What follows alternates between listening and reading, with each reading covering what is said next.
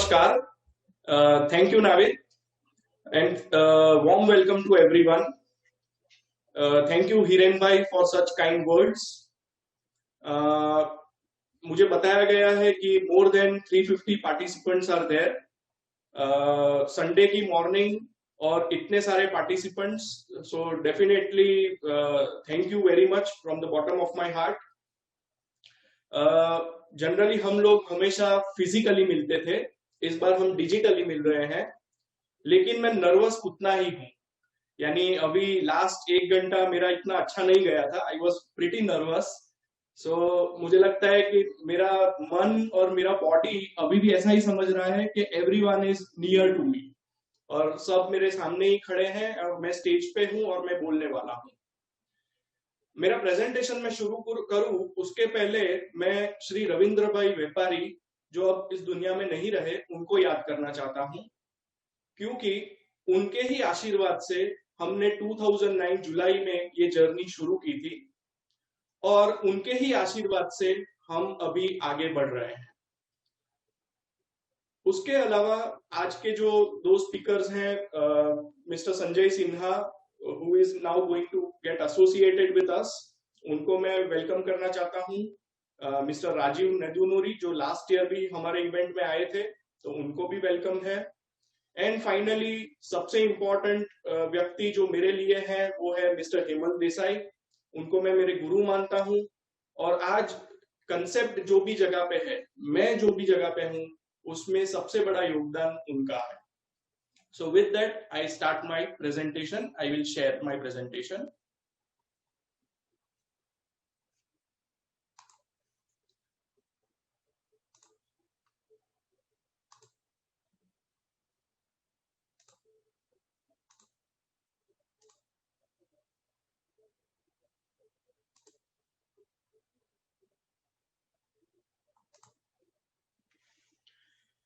So आज हम बात करने वाले हैं थोड़ी इकोनॉमी के बारे में, थोड़ा इक्विटीज के बारे में, मैं थोड़े केस स्टडीज भी शेयर करने वाला हूं।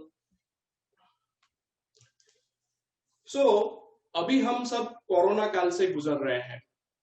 तो मुरारी बापू, उन्होंने बहुत साल पहले एक राम कथा में बोला था कि कल की चिंता नहीं, कल की तो उत्सुकता होनी चाहिए। तो मैं भी पर्सनली ऐसा मानता हूं कि दुनिया में, लाइफ में बहुत सारे ट्रबल्स हम पे आते हैं, लेकिन हम उसको कैसे झेलते हैं, how we react to it, वो बहुत इंपॉर्टेंट है। तो कल के बारे में टेंशन लेना, और क्योंकि वो हमारे हाथ में नहीं, हमें नहीं पता कि कोरोना काल कब खत्म होने वाला है, कब वैक्सीन आने वाली है, तो चिंता मत करो। मुझे लगता है we should be very excited about tomorrow. और इसी लाइन से मैं मेरा प्रेजेंटेशन शुरुआत करना चाहता हूं। उसी तरह ये लॉकडाउन में मैंने काफी वेब सीरीज भी देखी। तो एक वेब सीरीज मैंने देखी रिसेंटली जो अवरोध करके है, सोनी लिव पे। वहां पे इट इज अबाउट उरी में जो सर्जिकल स्ट्राइक हुआ था उसके बारे में है। वहां में नरेंद्र मोदी जी का एक कैरेक्टर था, उसने एक बहुत अच्छा डायलॉग बोला है जो मैंने यहाँ नीचे लिखा हुआ है कि the true test of character is not how much we know how to do, but how we behave when we don't know what to do. यानी परीक्षा में जब हम जाते हैं और हमने जो पढ़ा होता है उसमें से अगर आता है तो सब अच्छा करते हैं, लेकिन आउट ऑफ सिलेबस अगर कुछ आ जाता है तो तब हम कैसे रिएक्ट करते हैं, कैसे बिहेव करते हैं, वो हमारा कैरेक्टर रियल दिखाता है। तो जो पेंडेमिक हुआ है, हम किसी ने ये अपने लाइफ टाइम में कभी नहीं देखा है pandemic. It happened in 1918, Swiss flu जो हुआ था, उसके बाद ये 2020 में हुआ है। तो किसी के भी लाइफ जर्नी में इस तरह का पेंडेमिक किसी ने नहीं देखा है। सो सबके लिए ये नई चीज है और सब उसको कैसे लेंगे यही डिटरमाइन करेगा उनका success for the future. Currently we are living in a historic movement. Apple, हम सब ये कंपनी से वाकिफ है। मैं हमेशा मेरे प्रेजेंटेशन में बताता था कि एप्पल का मार्केट शेयर इज अराउंड 16%, लेकिन उसका profit share is around 82%। Recently Apple ने $2 ट्रिलियन मार्केट कैप अचीव किया। 44 इयर्स के बाद। उसको 1 ट्रिलियन अचीव करने में 42 इयर्स लगे और 2 ही साल में वो 2 ट्रिलियन हो गया। अभी 2 ट्रिलियन क्या है वो मैं आपको बताना चाहता हूं। $1 trillion is equal to 1000 billion dollars और $1 billion is equal to 7500 crore rupees. तो आप समझिए कितना बड़ा मार्केट कैपिटलाइजेशन एप्पल का है। अभी दूसरी एक चीज, अगर इंडिया की सारी कंपनीज हम ऐड कर ले, रिलायंस, टीसीएस, इन्फोसिस, एचयूएल, उसका मार्केट कैप एक बाजू रखे और एप्पल का मार्केट कैप एक बाजू रखे, तो बोथ आर सेम। इंडिया का भी मार्केट कैप 2 ट्रिलियन है, एप्पल का भी 2 ट्रिलियन है और एप्पल का market cap is more then 180 plus countries GDP. 180 से ज्यादा कंट्री के जो जीडीपी है उससे ज्यादा एप्पल का मार्केट कैप है। So truly we are living in a historic movement. अभी ये बहुत चर्चा में है और मार्केट भी बहुत चर्चा में है। हम सब देखते हैं कि कोरोना काल में सब चीज में प्रॉब्लम दिख रहे हैं, सब सेक्टर्स में प्रॉब्लम दिख रहा है, लेकिन एक ही चीज है जो ऊपर जा रही है और वो है स्टॉक मार्केट। सो काफी लोगों के मुझे क्वेश्चंस आते हैं, क्वेरीज आते हैं कि is the current rise justified? Market जो ऊपर जा रहा है वो बराबर है? क्योंकि इकोनॉमी की हालत कुछ अलग है और स्टॉक मार्केट कुछ अलग वे में रिएक्ट कर रहा है। तो मैं ये मेरे प्रेजेंटेशन में थोड़े आपको ऑब्जर्वेशंस देना चाहता हूं। तो सबसे पहले मैं थोड़े मैक्रो आउटलुक आपके साथ डिस्कस करना चाहता हूं। मैं कोविड को 3 भागों में डिवाइड कर रहा हूं। एक बिफोर कोरोना यानी फरवरी के पहले का, एक ड्यूरिंग कोरोना, अभी हम बीच में है, कोरोना अभी काल चल रहा है, और एक काल आएगा आफ्टर कोरोना के जो जब वैक्सीन आ जाएगी उसके बाद का टाइम। अभी मार्च महीने से अगर आप देखो तो मैंने देखा कि हमारा सेंट्रल गवर्नमेंट और आरबीआई बहुत ही प्रोएक्टिव रहे। जब से उनको पता चल गया कि ये पेंडेमिक बहुत बड़ा क्राइसिस लाने वाला है, तो वो लोग ने, आरबीआई ने क्या किया, मार्च से अभी तक 115 basis point interest rate cut किया। इंडिया का interest rate is at 10 year low. Reverse repo 155 point कम किया और CRR 100 basis point. Reverse repo क्या होता है कि बैंक जो पैसा आरबीआई में पार्क करती है वो वहां बैंक को 3.35% मिलता है। तो इनडायरेक्टली आरबीआई बैंक को कहना चाहती है कि मेरे पास पैसा मत रखो, आप कॉर्पोरेट्स को लेंडिंग करो। उसी तरह सीआरआर में 100 बेसिस पॉइंट से लिक्विडिटी एनहेंस करने की कोशिश हो रही है। अगर हम हमारी फिस्कल डेफिसिट की बात करें तो बिकॉज ऑफ दिस कोविड अभी हमारा फिस्कल डेफिसिट जो प्री कोरोना 6.5% था, स्टेट और सेंटर को मिला के वो अभी बढ़ के ऑलमोस्ट 11.5% हो जाएगा, यानी 5% बढ़ जाएगा। हमारी इंडिया की जीडीपी 200 लाख करोड़ की है। अभी 200 लाख करोड़ का 5% अगर फिस्कल डेफिसिट जो बढ़ जाने वाला है तो वो अगर देखें हम तो it comes to 10 lakh crore, यानी पूरा इंडिया 10 लाख करोड़ का लॉस बेयर करने वाला है। अब ये लॉस बेयर कौन करेगा? तो मुख्य 3 इंस्टीट्यूशंस करेंगे। एक गवर्नमेंट ऑफ इंडिया, ऑब्वियसली वो बेयर करेगी ये लॉस। दूसरा बैंक्स, हम सब डर रहे हैं कि एनपीएस कितने बढ़ेंगे, तो ऑब्वियसली बैंक्स और एनबीएफसीज में ये प्रॉब्लम दिखने वाला है। और तीसरा है कॉर्पोरेट्स एंड इंडिविजुअल्स। कॉर्पोरेट्स का रेवेन्यू कम हुआ है, प्रॉफिट्स कम हुए हैं, और इंडिविजुअल में जॉब लॉस हुए हैं, सैलरी कट हुए हैं। तो ये 3 मुख्य लोग लॉस बेयर करने वाले हैं। अगर हम सेक्टर्स की बात करें कि कहां पे सबसे ज्यादा पेन है, तो होटल्स में है, एविएशन में है, टूर्स एंड ट्रैवल्स में है, रेस्टोरेंट्स में है, मल्टीप्लेक्स में है, मॉल्स में है, थीम पार्क में है। तो ये सेक्टर सबसे ज्यादा इंपैक्ट हुए हैं। अगर सिटीज की बात करें तो लार्ज सिटीज में इंपैक्ट ज्यादा है और स्मॉल टाउन्स में इतना खराब इंपैक्ट नहीं है, बल्कि दे आर डूइंग वेल। Q1 के रिजल्ट्स जो आए Q1 के, उसमें हमने एक चीज मार्क की कि काफी कंपनीज के एक्सपेंडिचर बहुत कम हो गए। पीएनएल में अगर आप देखोगे तो एक्सपेंसिव्स हैव कम डाउन ड्रास्टिकली। तो ये एक सरप्राइज पैकेज था। और इंडिविजुअली भी अगर आप देखोगे तो आपके घर में भी आपके एक्सपेंडिचर ये कोरोना काल में कम हुए हैं। जैसे हम हर हफ्ते 10 दिन में रेस्टोरेंट्स में जाते थे, हम लोग मूवीज देखने जाते थे, हम हर एक साल में घूमने जाते थे, तो वो सब अभी बंद हो गया है और उसका भी सेविंग हुआ है। उसी तरह हम लोग मैं और मेरी टीम काफी कॉर्पोरेट्स के कॉन्फ्रेंस कॉल सुनते थे। तो ये Q1 में हमने ये देखा कि बहुत सारे कॉर्पोरेट्स अभी ऐसा बोल रहे हैं कि जुलाई एंड अगस्त में we are almost back to 70-80% pre covid level. यानी अगर फरवरी में वो लोग 100 रुपए का सेल्स करते थे, तो now they are doing 70 to 80 rupees sales. अभी मैं थोड़ी आपके साथ स्टॉक स्पेसिफिक चर्चा करना चाहता हूं, और ये स्टॉक्स ऐसे हैं कि जो डिस्क्रिशनरी चीजें बेचते हैं, यानी हाई टिकट आइटम बेचते हैं। उनका रवैया क्या है, उनका गाइडेंस क्या है? तो रिसेंटली रॉयल एनफील्ड के एमडी विनोद दसारी वो CNBC पे आए थे और उन्होंने बोला कि we are almost back to pre covid levels in August. यानी अगस्त में हम ऑलमोस्ट फरवरी में जो सेल्स करते थे वही हम अगस्त में करेंगे। और this is a big statement, क्योंकि रॉयल एनफील्ड जो बुलेट बेचता है वो 1.5-2 लाख का बुलेट होता है और cells have bounce back like anything. Maruti और हीरो ये बोल रहे हैं कि भाई हमें सप्लाई साइड पे प्रॉब्लम है, डिमांड साइड का हमें कोई प्रॉब्लम नहीं है, डिमांड अच्छी है, हमें सप्लाई कंस्ट्रेंट्स ज्यादा दिख रहे हैं।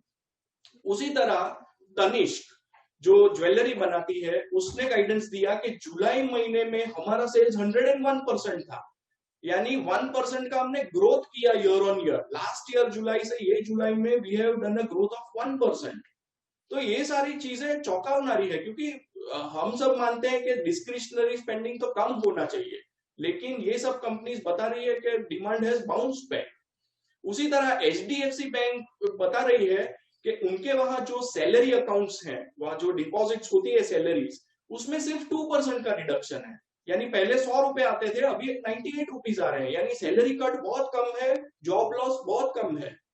उसी तरह विजय सेल्स बता रहे हैं कि mobiles, laptops, dish washer, microwave, उनके sales are going through the roof. Mobiles और लैपटॉप्स ऑब्वियसली, क्योंकि अभी वर्क फ्रॉम होम कल्चर चल रहा है तो लोग ज्यादा मोबाइल और लैपटॉप का यूज कर रहे हैं। इवन घर से लर्निंग हो रहा है स्टूडेंट्स का, कॉलेजेस के स्टूडेंट्स, स्कूल के स्टूडेंट्स, तो वो हो रहा है, इसलिए भी डिमांड है। डिश वॉशर और माइक्रोवेव, क्योंकि जैसे हिरेन भाई ने भी बताया अभी हम घर पे अच्छा खाना खा रहे हैं, तो people are going and purchasing microwave, dishwasher, तो ये सब का डिमांड अच्छा हो रहा है। और फाइनली बैंक्स का जो मॉरेटोरियम Q4 रिजल्ट्स के बाद था वो ज्यादा था, अभी वो मॉरेटोरियम लेवल भी नीचे आ गया है, तो अगेन ये भी एक पॉजिटिव चीज दिखा रही है। तो अभी मैं आपको बताना चाहता हूं कि हमारा ऑब्जर्वेशन क्या है कि मार्केट जो बड़ा है वो जस्टिफाइड है कि नहीं है। तो उसके पहले हमें ये समझना होगा कि क्यों ये चीज हो रही है। तो सबसे पहले अगर आप देखेंगे तो वर्ल्ड वाइड मार्च महीने से ही सारी सेंट्रल गवर्नमेंट्स बहुत ही प्रोएक्टिव थी, तो हर एक ने बहुत स्ट्रॉन्ग फिस्कल और मॉनिटरी मेजर्स लेना शुरू कर दिया। और इसकी वजह से क्या हुआ, वर्ल्ड वाइड इंटरेस्ट रेट्स बहुत लो है।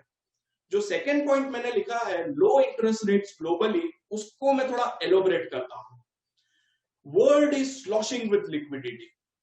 फेडरल रिजर्व जो अमेरिका का सेंट्रल गवर्नमेंट है, उसने उसका गठन 1912 में हुआ था।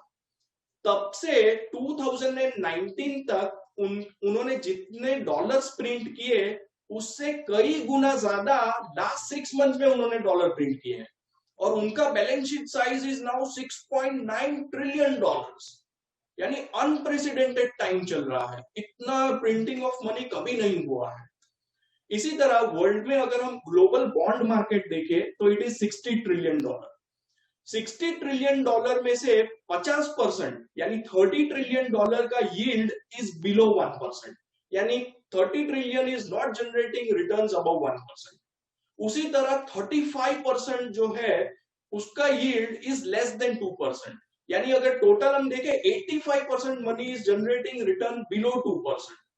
इतना नीचे इंटरेस्ट रेट आ गया है। यूएस का interest rate is almost 0 to 0.25%। Japan और यूरोप में तो नेगेटिव इंटरेस्ट रेट्स है। और अभी रिसेंटली मैं दीपक पारेख जी जो एचडीएफसी के फाउंडर है, उनका एक वेबिनार अटेंड कर रहा था। तो उन्होंने बोला कि एक सीईओ है एमएनसी कंपनी का, वो यूरोप में एमएनसी कंपनी है उनका फाउंडेशन। तो उन्होंने बोला कि हम लोगों ने बैंक से 1 ईयर, 3 ईयर और 5 ईयर के पैसे उठाए। 1 ईयर के जो पैसे उठाए वहां पे bank is paying them. Generally हम लोग अगर कोई लोन लेते हैं तो हमें बैंक को पे करना होता है, यहाँ उल्टा है, bank is paying them for taking money. 3 year में भी सिमिलर चीज है कि bank is paying them, and 5 year में they are paying to bank. यानी सी क्या सिनेरियो वर्ल्ड में हो रहा है, कितनी लिक्विडिटी लॉस हो रही है। तो coming back to the point, अगर दूसरे तरह मैं आपको समझाऊं कि अगर आप एक पेंशन फंड है जो यूएस में ऑपरेट कर रहे हैं, आपके पास ट्रिलियंस ऑफ डॉलर या बिलियंस ऑफ डॉलर है मैनेज करने के लिए, और आपको एफडी में 0.25 0.5 मिल रहा है, तो why you will invest their? You will go for equities. और इक्विटीज में आज काफी अमेरिका में ऐसे कंपनीज हैं कि जो 2-3% डिविडेंड यील्ड दे रहे हैं। तो इसलिए भी स्टॉक मार्केट बढ़ रहा है कि लिक्विडिटी इतनी एम्पल है और रिटर्न्स नहीं है डेट साइड पे, that is why they are chasing equities. दूसरा, हम लोग जब वैल्यूएशन करते हैं कोई भी कंपनी की, तो डिस्काउंटेड कैश फ्लो उसको हम बोलते हैं डीसीएफ। डीसीएफ में जब डिस्काउंट रेट नीचे आता है तो प्रेजेंट वैल्यू ड्रामेटिकली ऊपर चली जाती है, और वो हो रहा है। दूसरी तरह मैं आपको समझाना चाहता हूं कि what is discounted cash flow. कि कोई भी कंपनी है वो 1 साल 2 साल के लिए नहीं है, वो 15-20 साल के लिए है। वो 15-20 साल कैश फ्लो जनरेट करने वाली है।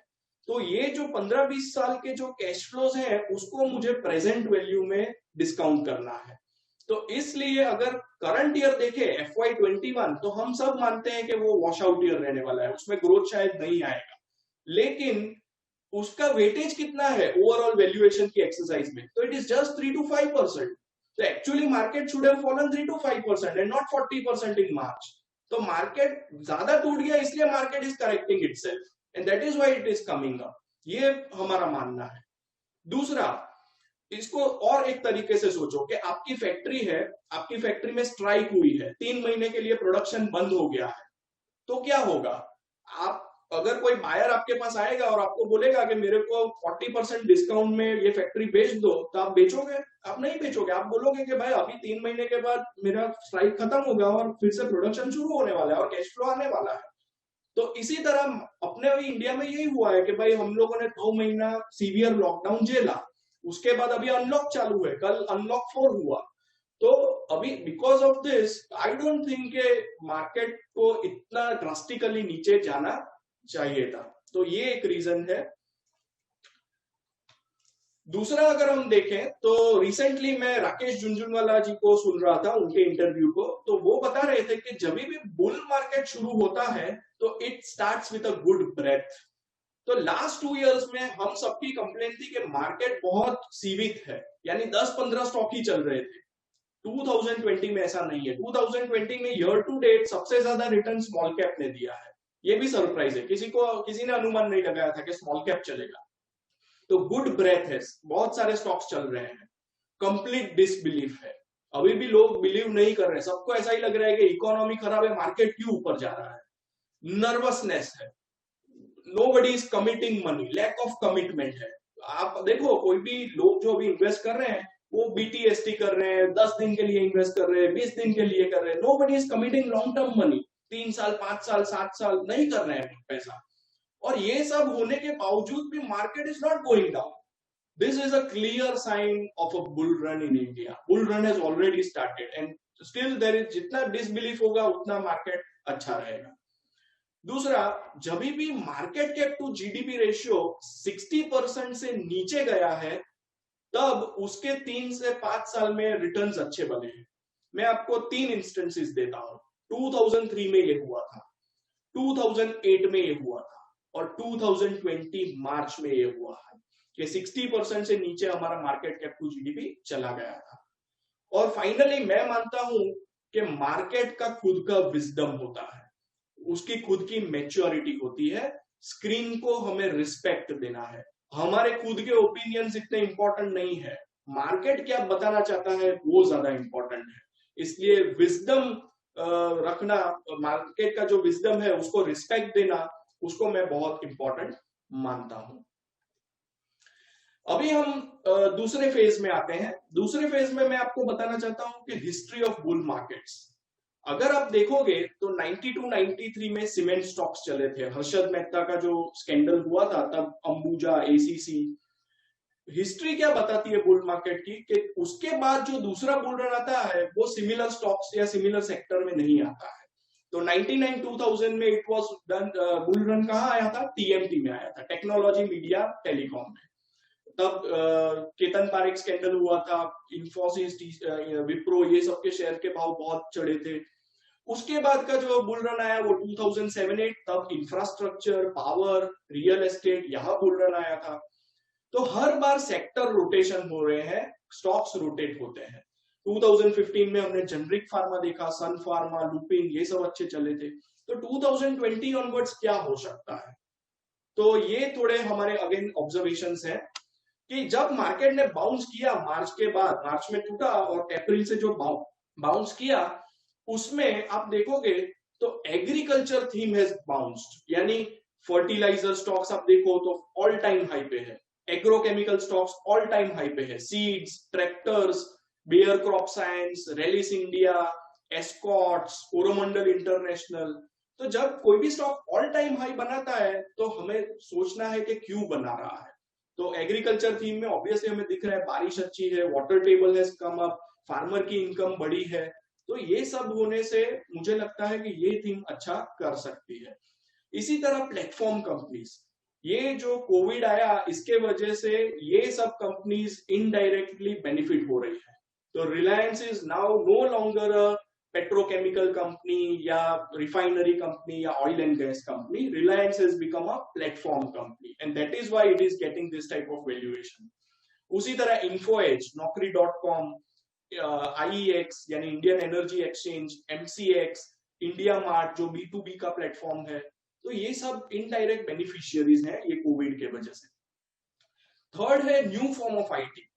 जनरली इंडिया में हम लोगों ने देखा है कि जो कंपनीज हैं, इंफोसिस, टीसीएस, विप्रो, एचसीएल, ये लोग कोडिंग करते थे और एक ट्रेडिशनल आईटी मॉडल फॉलो करते थे. लेकिन of late they are now into digital.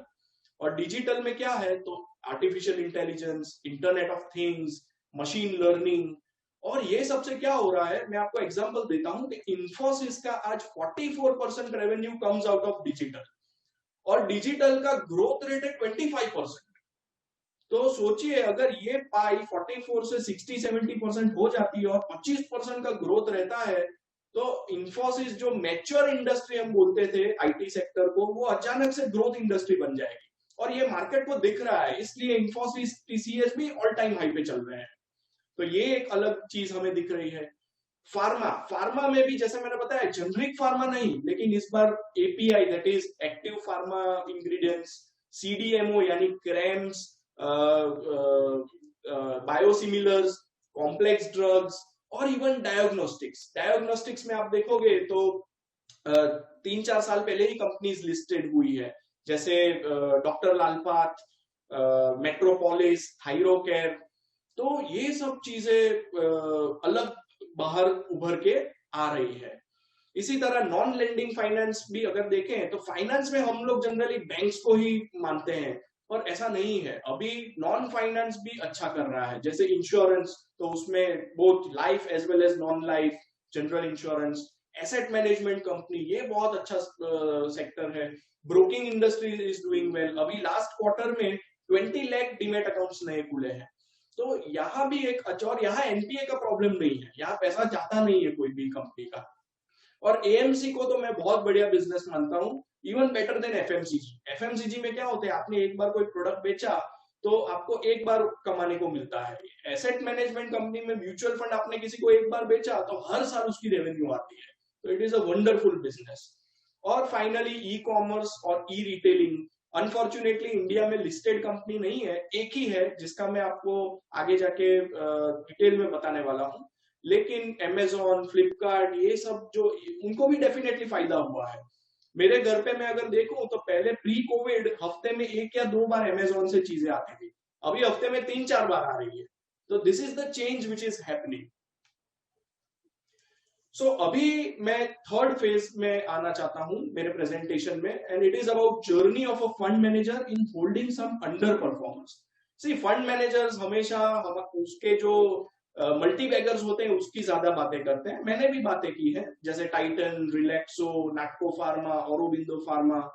लेकिन जो अंडर परफॉर्मर्स होते हैं उसकी बात कम करते हैं. लेकिन मैंने सोचा कि I need to be more transparent with you, और मैंने इसलिए आज केस स्टडीज अंडर परफॉर्मर्स के लिए है और वो मैं आपके साथ डिस्कस करना चाहता हूं. तो आई स्टार्ट विद एसबीआई.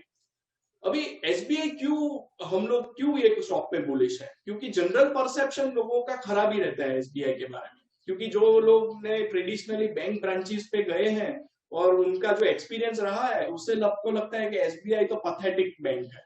लेकिन ऐसा नहीं है. सी डेटा इज डिफरेंट. मैं वो आपको आज बताने वाला हूँ. तो फर्स्ट ऑफ ऑल एसबीआई पे हम बुलिश क्यों है? क्योंकि उसका सेक्टर बहुत बड़ा है. इंडिया में credit as percentage of GDP is just 13%. USA में इट इज 80%, चाइना में इट इज 40%. मैं मानता हूं आगे जाके इंडिया में कोई भी किसी को एसेट खरीदना है, वॉशिंग मशीन खरीदना है, गाड़ी खरीदना है, क्रेडिट के बिना नहीं होगा. तो credit will go through the roof. ये मेरा पर्सनली मानना है. अभी एसबीआई मैं मानता हूं कि कोविड के बाद या ड्यूरिंग कोविड वो लोग बेटर पोजीशन है. क्यों बेटर पोजीशन है? क्योंकि 2/3 होम लोन जो एसबीआई ने दी है वो गवर्नमेंट एम्प्लॉइज को दी है. और गवर्नमेंट एम्प्लॉइज आप सबको पता होगा वहां जॉब लॉस भी नहीं है और सैलरी कट भी ऑलमोस्ट नहीं है. तो इससे एनपीए होने के चांसेस कम है.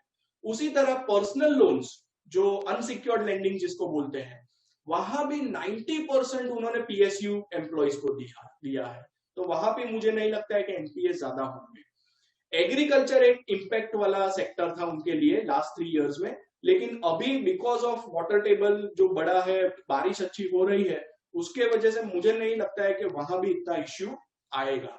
और अगर आप देखोगे लास्ट Q1 का रिजल्ट आया, उसके बाद सबसे कम मॉरेटोरियम लोन्स किसी की हो तो वो एसबीआई की है, 9.5% अलोंग विद एचडीएफसी, यानी बेस्ट अक्रॉस बैंक्स थी. दूसरा एक हम सब मानते हैं कि SBI is like a grandfather, कि अगर कोई किसी की हालत खराब होती है तो सब उसको एसबीआई को उसको बेल आउट करना पड़ता है. It is true in some sense, क्योंकि एक तो देश का हित भी देखना है, नेशनल इंटरेस्ट देखना है, और फाइनेंशियल सिस्टम कॉलेप्स नहीं हो जाए वो भी देखना है. पर इस बार आप देखोगे येस बैंक में जो उन्होंने पैसा डाला, बेल आउट किया, उसमें सिर्फ एसबीआई नहीं था, इवन एचडीएफसी बैंक ने 1000 करोड़ डाला है, आईसीआईसीआई बैंक ने डाला, एक्सिस ने डाला, कोटक ने डाला, काफी बैंक्स पर प्राइवेट बैंक्स ने डाला है. तो एसबीआई ऑब्वियसली ने 4% ऑफ इट्स नेटवर्थ डाला है. लेकिन अगेन वो 10 रुपीज पे डाला है और आज शेयर का भाव 15 है, तो 50% वो प्रॉफिट में है एसबीआई ऑन येस बैंक. तो ये एक चीज मैं बताना चाहता था. और दूसरा नेट एनपीए, ये सबसे इंपॉर्टेंट चीज है जो हम सब फोकस करते हैं. तो नेट एनपीए आप देखोगे तो FY18 में एसबीआई का था 5.7%, it has come down to 2.2%. तो यहां भी सुधारा हो रहा है. दूसरे थोड़े आंकड़े आपको दिखाना चाहता हूं. हम सबका परसेप्शन है कि private sector banks are gaining market share from PSU banks. ये बात एकदम सही है. लेकिन when it comes to SBI, SBI has never lost market share. ये मैंने 12 साल का आपके सामने चार्ट रखा है. आप एडवांसेस देखिए, एसबीआई का FY8 में मार्केट शेयर था 21%, वो बढ़ के हुआ है 23%. पीएसयू बैंक का घटा है, 51 से 38 हुआ है. उसी तरह डिपॉजिट साइड देखिए, 52 से 43 हुआ पीएसयू बैंक्स का, एसबीआई का 21 से 23% हुआ है. तो SBI has the best liability franchise. आज अगर देश में कोई भी क्राइसिस आती है तो मुझे सबसे बड़ा ट्रस्ट एसबीआई पे होगा कि मेरा पैसा वहां नहीं डूबेगा, इसलिए मेरे फिक्स डिपॉजिट्स भी वहां जाएंगे. अगर मुझे कुछ कोई भी करंट अकाउंट, सेविंग अकाउंट भी रखना है तो मैं वहां ज्यादा प्रेफर करूंगा. उसी तरह सेविंग्स अकाउंट की अगर हम बात करें तो सेविंग्स अकाउंट में भी उन्होंने मार्केट शेयर गेन किया है 26% से 29%. करंट अकाउंट में उनका थोड़ा लॉस हुआ है 21 से 17%, but they have still restricted the loss as compare to other PSU banks. उसी तरह आप कासा रेशियो देखिए तो मोर और लेस मेंटेन्ड है 44% पे. CASA is current account savings account. और NIM that is net interest margin भी आप देखोगे तो 2.8% के आसपास एसबीआई का रहा है, which is stable over time. ये सबसे इंपॉर्टेंट पॉइंट है। एसबीआई की सब्सिडरीज, एसबीआई की सब्सिडरीज जो है, SBI life insurance, SBI cards, SBI general, SBI AMC. AMC में तो वो अभी लीडर बन गया, एचडीएफसी सेकंड पे आ गया, SBI is the leader in AMC. तो वहां लास्ट 5 इयर्स का ग्रोथ रेट देखिए, सबका 25% के ऊपर ग्रोथ रेट है। एंड ये सब कंपनीज प्राइवेट सेक्टर को compete कर रही है, अच्छी तरह compete कर रही है। इवन आप मार्केट शेयर ये सब कंपनीज के देखिए, तो एसबीआई लाइफ का मार्केट शेयर 7 से 13% हुआ, कार्ड का मार्केट शेयर 15 से 18% हुआ, जनरल का 2.1 से 3.6% हुआ, एसबीआई म्यूचुअल फंड का मार्केट शेयर 6.5 से 14% हुआ। और finally SBI tech savvy bank है। रिसेंटली रजनीश कुमार ने बोला था, उनके जो एमडी है, कि एसबीआई में 100 ट्रांजैक्शंस अगर होते हैं तो उसमें से 93 ट्रांजैक्शंस आउट ऑफ बैंक होते हैं, यानी डिजिटली होते हैं। सिर्फ 7% ट्रांजैक्शंस और एसबीआई की ब्रांचेस में होते हैं, बाकी 93% मोबाइल से, इंटरनेट से होते हैं। तो एसबीआई बहुत अच्छा ये सब डोमेन में भी कर रहा है। तो मेरा कहने का मतलब ये है कि अगर हम सब्सिडरीज को भी ऐड कर लें तो उसकी वैल्यू 150 रुपीज हो जाती है। So standalone bank you are getting at around 70 rupees. और ये जब मैं प्रेजेंटेशन बना रहा था तब एसबीआई का भाव अराउंड 190-95 था, अभी तो काफी थोड़ा बढ़ गया है, 220-225 हो गया है। तो this is how we look at companies. इससे मैं आपको ये बताना चाहता हूं कि हम लोग कंपनीज को कैसे देखते हैं। उसी तरह दूसरा एक कंपनी है यूनाइटेड स्पिरिट्स। ये कंपनी हमारे रेडार में तब आई जब विजय माल्या ने ये कंपनी डाइजियो को बेची। डाइजियो वर्ल्ड की लीडिंग लिकर कंपनी है यूके की। तो उसको जब 2012-13 में बेचा तब हमारे रेडार में आई, हमने थोड़ा परचेज किया था तब आप उनके मार्जिन्स देख सकते हैं। ये मैंने पीएनएल आपके सामने रखा है, पीएनएल में आप मार्जिन्स देखिए।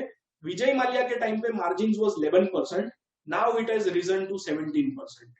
इसी तरह इंटरेस्ट कॉस्ट आप देखिए, उसकी लोन्स इतनी भारी थी कि दे वर पेइंग 985 करोड़ इंटरेस्ट, और वो अभी कम होके 212 करोड़ हो गया है। उसी तरह अभी बैलेंस शीट पे आते हैं तो बोरोइंग्स आप देखिए, विजय माल्या के टाइम पे बोरोइंग्स थे 8,200 crore, it has come down to 2,500 crore. तो बोरोइंग्स कम आए हैं। और रिटर्न ऑन कैपिटल एम्प्लॉय, जिसको मैं बहुत फोकस में रखता हूं, वो थे 8%, इट हैज रिजन टू 21%, यानी कॉस्ट ऑफ कैपिटल से अभी रिटर्न ऑन कैपिटल एम्प्लॉय बढ़ गया है, फ्री कैश फ्लो प्रोड्यूस होने लगा है। मेरा मानना है कि नेक्स्ट 2 इयर्स में ये कंपनी डेट फ्री हो जाएगी। अभी बहुत लोग ऐसा बोलते हैं कि ये कंपनी चल क्यों नहीं रही है। तो अगर बैलेंस शीट अच्छी हो रही है, पीएनएल अच्छा हो रहा है, पीएनएल अच्छा हो रहा है लेकिन ग्रोथ नहीं आ रहा है, market is waiting for growth. एक बार ग्रोथ आएगा तो ये स्टॉक हमारे हिसाब से चलना चाहिए। तो last year we added more position to this stock. दूसरा मुझे इसमें अच्छा चीज ये लगता है कि ह्यूज अपॉर्चुनिटी। इंडिया में हर साल 1.7 crore youth enter the age which is about 21, यानी we are adding a country every year. पूरा कंट्री एक ऐड कर रहे हैं जो लीकर पी सकता है। एंड सी, लीकर से मैं ये नहीं मानता हूं कि एक खराब चीज है, रिस्पॉन्सिबल ड्रिंकिंग होना चाहिए। आज अच्छे अच्छे फैमिलीज में लोग पीते हैं, इट इज रिस्पॉन्सिबल ड्रिंकिंग। तो इस तरह से हमें देखना है। दूसरी एक अपॉर्चुनिटी मैं आपको बताता हूं कि चाइना में एक कंपनी है माउटाई करके, जो अगेन लीकर बनाती है। उसका मार्केट कैप देखिए, $259 बिलियन। उसके सामने यूनाइटेड स्पिरिट का मार्केट कैप देखिए, इंडिया का जो लीडर है जिसका 45% मार्केट शेयर है, $5.6 बिलियन, यानी वे वे अहेड। माउटाई का market cap is more than Reliance. Reliance का मार्केट कैप तकरीबन 13.5 लाख करोड़ है, माउटाई का 19.5 लाख करोड़ है, और यूनाइटेड स्पिरिट का सिर्फ 42,000 करोड़ है। तो सी द पोटेंशियल के कहां ये कंपनी जा सकती है। दूसरा, मार्जिन तो इंप्रूव हुए हैं, 17% हुए हैं, लेकिन इंडिया में एक दूसरी कंपनी है पर्नॉड रिकार्ड, जो अगेन लिकर बनाती है, उनके मार्जिन 23-25% है। तो मैं मानता हूं कि डाइजियो भी मैनेजमेंट इतना बढ़िया है कि दे कैन गो टू 23-25%। तो विजय माल्या के टाइम पे 11-12% थे, वो 23-25% तक भी जा सकते हैं। आनंद कृपालू जी, जो यूनाइटेड स्पिरिट के एमडी है, वो मानते हैं कि लेस इज मोर। तो उन्होंने आके सबसे पहले क्या किया कि फैक्ट्रीज जो 98 थी उसको रिड्यूस करके 48 पे लेके आए। कॉस्ट ऑप्टिमाइजेशन, कॉस्ट पे फोकस किया। दूसरा, उन्होंने वुमन लाए बोर्ड पे। जनरली लीकर की कंपनी पे सब डरते हैं कि भाई it is a bad thing, तो वहां नहीं जाना है। लेकिन आनंद कृपालू जी ने सोचा कि वर्ल्ड में 60-40 का रेशियो है, 60% man drinks liquor, 40% woman drinks. तो वुमन का भी टेस्ट प्रेफरेंस होना चाहिए, पता चलना चाहिए। तो वो वुमन, 3 वुमन को लेकर आए बोर्ड में। और थिंक ऑफ अ सिनेरियो कि ये जो लिकर कंपनीज होती है, they need to deal with government authorities. तो गवर्नमेंट अथॉरिटीज में अगर कोई वुमन जाती है और रिप्रेजेंट करती है कंपनी को, तो it makes a hell of a change, बहुत फर्क पड़ सकता है। तो ये एक मेरे हिसाब से अच्छी चीज हुई है। दूसरा, Covid has become a game changer for them, क्योंकि होम डिलीवरी के लिए वो लोग बोल बोल के थक गए थे कि भाई allow this, online delivery allow करो, लेकिन नहीं करते थे। कोविड ने ये इंश्योर कर दिया और अभी अमेजोन से लोग डिलीवरी बाई कर सकते हैं। तो थिंक अगेन कि वुमन जो है वो लिकर शॉप में जाना इतना कंफर्टेबल नहीं मानती है, लेकिन वो इजीली अमेजोन से ऑनलाइन मंगवा सकती है। अगेन, हाई एंट्री बैरियर्स, बहुत एंट्री बैरियर्स हाई है। नए किसी को भी अभी लाइसेंस गवर्नमेंट नहीं दे रही है, यानी जितने प्लेयर्स है उसमें ही प्रॉफिट बढ़ने वाला है। और अगर आप देखो तो 100 रुपए अगर एफएमसीजी कंपनी कोई कमाती है, सेल्स करती है, तो उसमें से 65 रुपए उसके पॉकेट में आते हैं। लिकर कंपनी में इट इज जस्ट 19.5 रुपीज। 100 का सेल्स किया तो सिर्फ 19.5 अपने पॉकेट में आता है, यानी सब टैक्सेस में चला जाता है। तो इसको भी मैं पॉजिटिव मानता हूं कि अभी इससे खराब क्या होगा, ऑलमोस्ट 19.5, अभी इससे नीचे क्या जाएगा, इससे बेटर ही हो सकता है।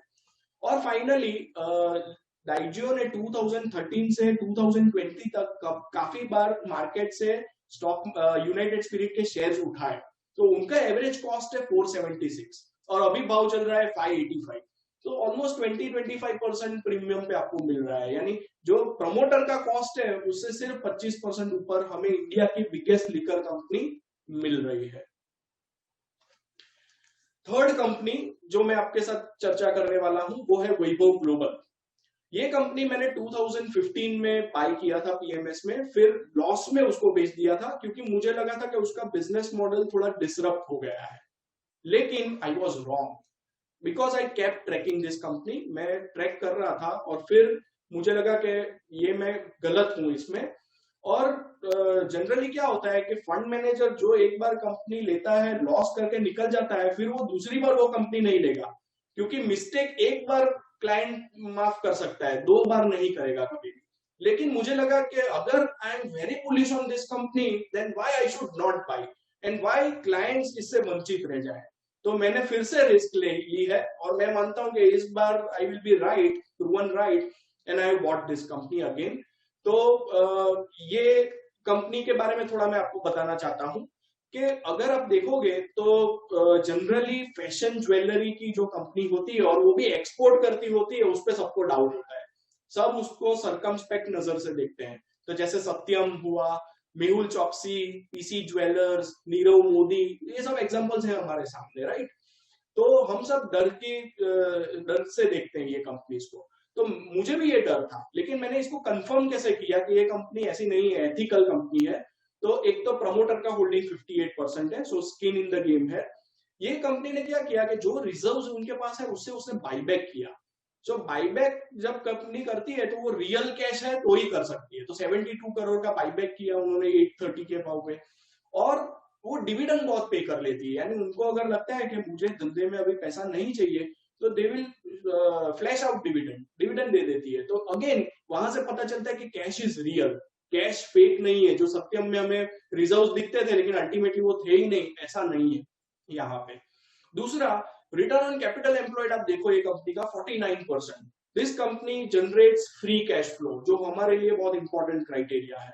और अगेन ये भी कोविड बेनिफिशियरी है, इसका सेल्स 12-15% था, कोविड के वजह से इट हैज रिजन टू 25%। क्यों? क्योंकि वो एक तो $30 के बिलो की प्रोडक्ट बेचता है, और दूसरा कि ये लोग ने अभी असेंशियल्स भी बेचना शुरू कर दिया है, जैसे मास्क, सैनिटाइजर्स, और ये खुद ये लोग मैन्युफैक्चर करके बेचते हैं।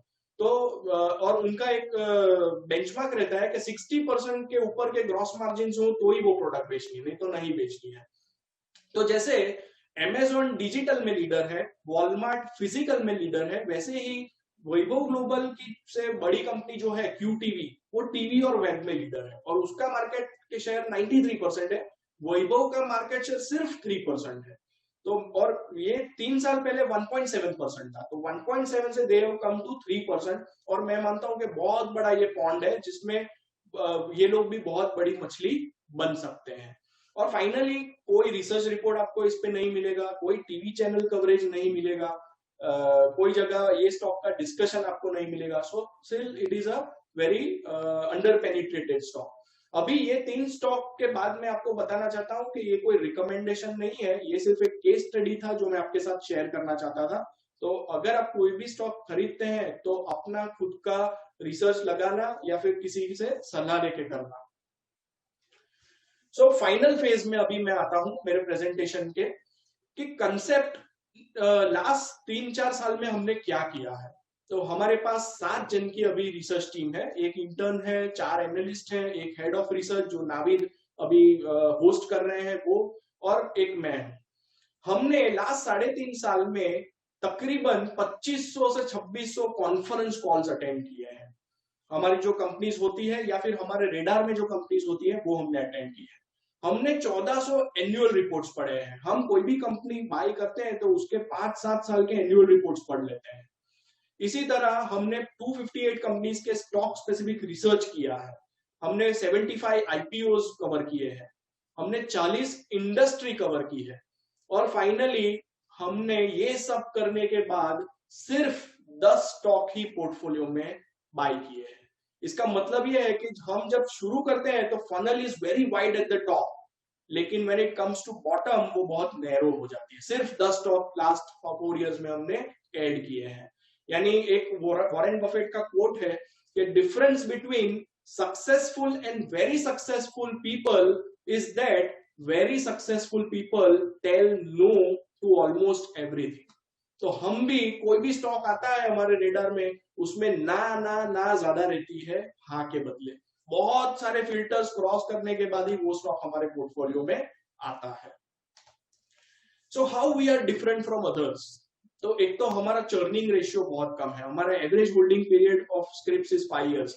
आप सबने ऑब्जर्व किया होगा, टाइटन 11 साल से पोर्टफोलियो में है, एचडीएफसी 11 साल से पोर्टफोलियो में है, औरोबिंदो फार्मा 8 साल से पोर्टफोलियो में है, नाटको 7-8 साल से पोर्टफोलियो में है, रिलैक्सो 7-8 साल से पोर्टफोलियो में है। No timing. हम लोग मार्च महीने में भी फुल्ली इन्वेस्टेड थे, फरवरी महीने में भी फुल्ली इन्वेस्टेड थे, आज भी हम फुल्ली इन्वेस्टेड है। हम लोग ऐसा कहते ही नहीं है कि हमें टाइमिंग करना आता है।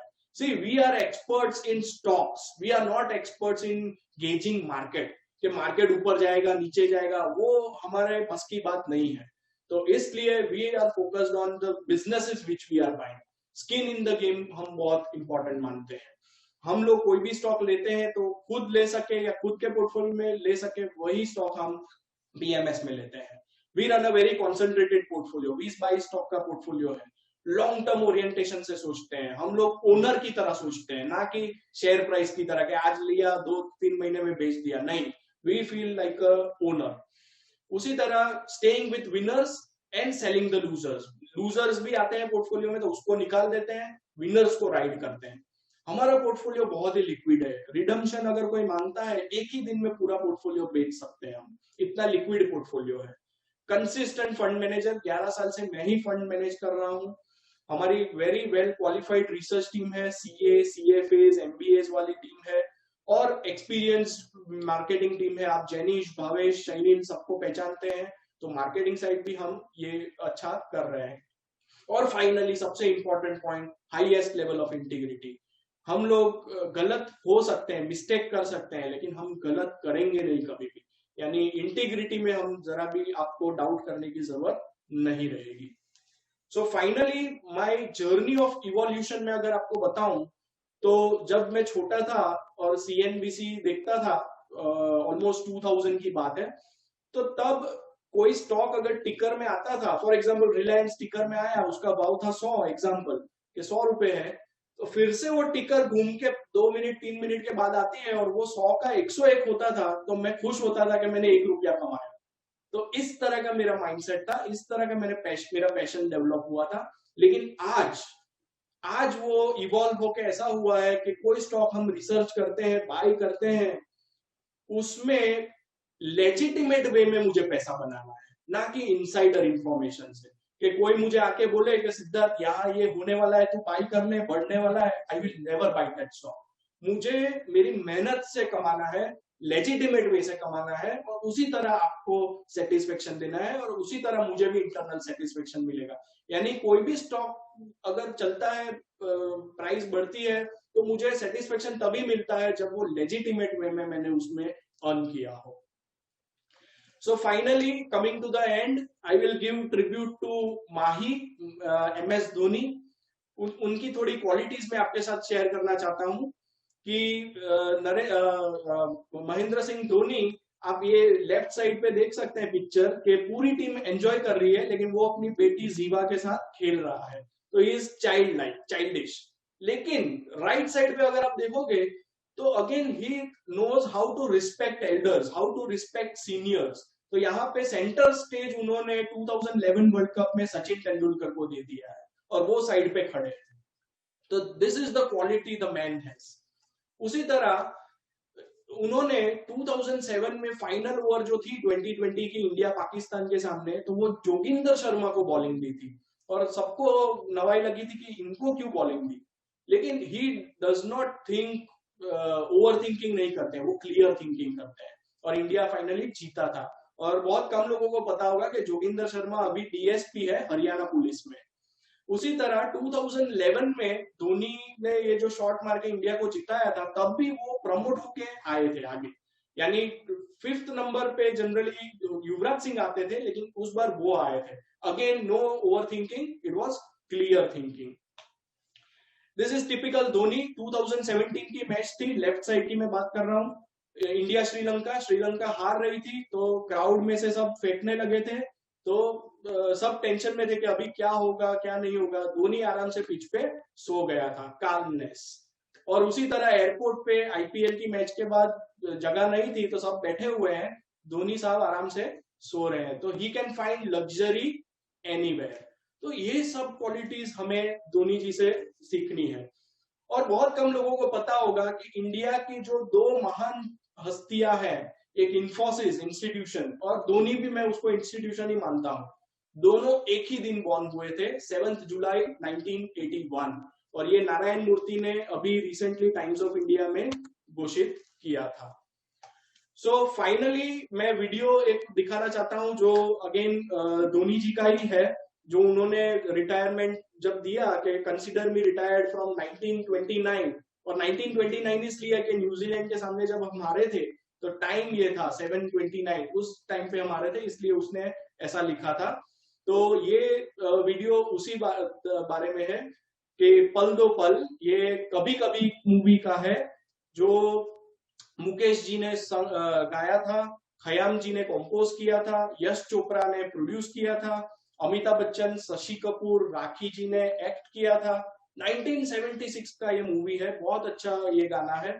45 इयर्स अगो ये पिक्चर आई थी, और उसमें ये गाने में एक जो थीम है वो ये है कि fame and failure are temporary, कोई भी चीज हमेशा के लिए नहीं है। सो विद दैट ये 40 सेकेंड का वीडियो मैं प्ले करता हूं, और आई complete my presentation. Thank you.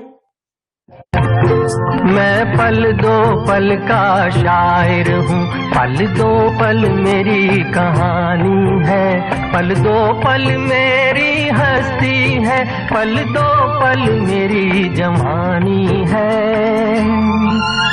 मैं पल दो पल का शायर हूँ, पल दो पल मेरी कहानी है, पल दो पल मेरी हस्ती है, पल दो पल मेरी जवानी है। मैं पल दो पल का शायर हूँ। Thank you very much for patiently listening. और अभी के जो 2 प्रेजेंटेशंस है वो भी बहुत इंटरेस्टिंग है, उनको भी आप सुनना और गेन करना। Thank you.